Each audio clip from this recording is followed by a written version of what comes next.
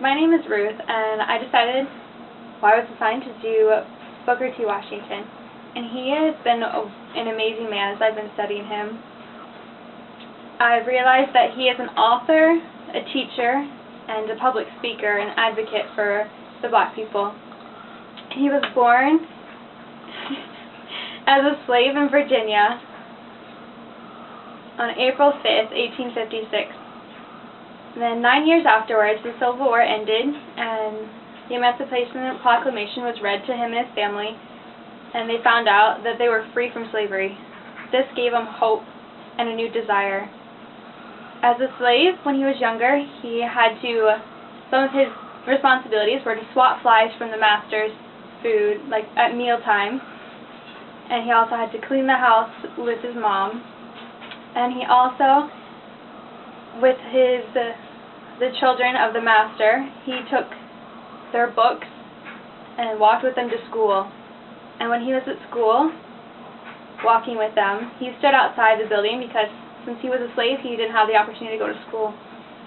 But he said that going to school would be like getting into paradise in his mind. I think that's an awesome way to think, because some people take school for advantage, but he had a strong desire all his life to gain an education. When he was younger, once they were free, their family moved to West Virginia to be with their stepfather, and he worked in a salt mine and a coal mine for a couple years, and he still had that strong desire to go to school. So his family let him go to school for a couple hours during the day, but he had to wake up really early in the morning to work. And then once school was over, he had to go back to the salt mines and coal mines and continue to work. So he had a great work ethic.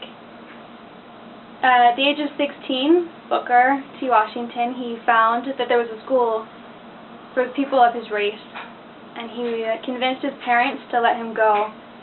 It was called Hampton University. Well, not at the time, but it was Normal Institute. And he saved enough money, as much money as he could, and he got to go to Hampton Institute. He graduated from there with honors. After he graduated from there, he went to another school in Washington, D.C. for a couple months, and then he eventually went back to his hometown to be a teacher there as well. Then in 1879, Booker was asked to go back to Hampton University, the school that he graduated from, to be a teacher. And while there, the opportunity came that the principal felt he liked him a lot. He highly favored him. And he was asked to pick someone to start a new university, or like a new institute, or new normal school, they called it back then. And he picked Booker T. Washington. So at the age of 25, he went to Tuskegee, Alabama. And the first building there was built by the students themselves. When he got there, there were no buildings really. He had to start school in a church building. And then he taught the people how to make their own bricks,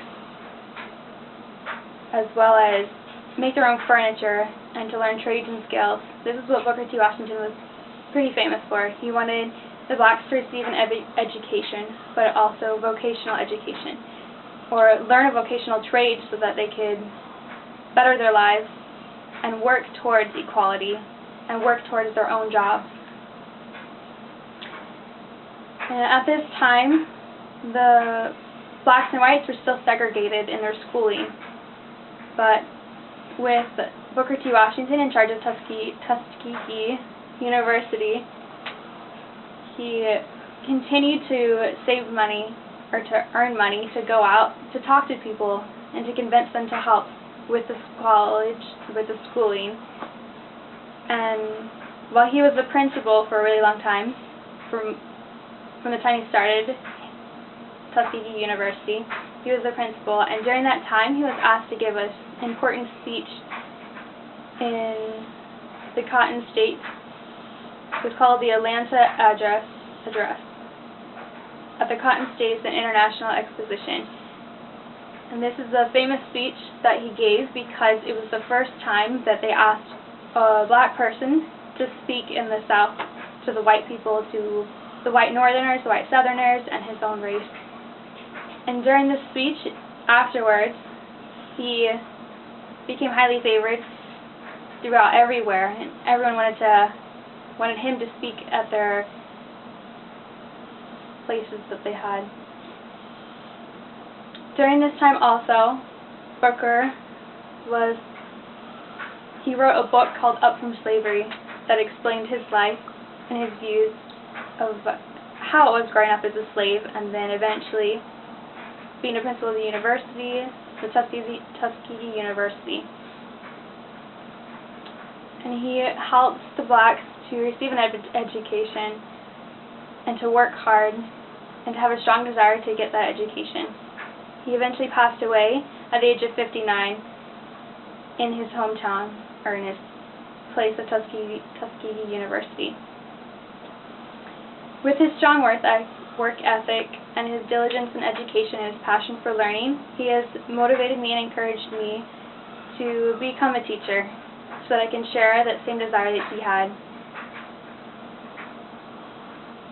And with Tuskegee University, it's been a huge success for those of his race, for them to continue to learn, and he has helped me realize that I want to have that strong desire to learn and to grow in my education and to follow my dreams no matter what.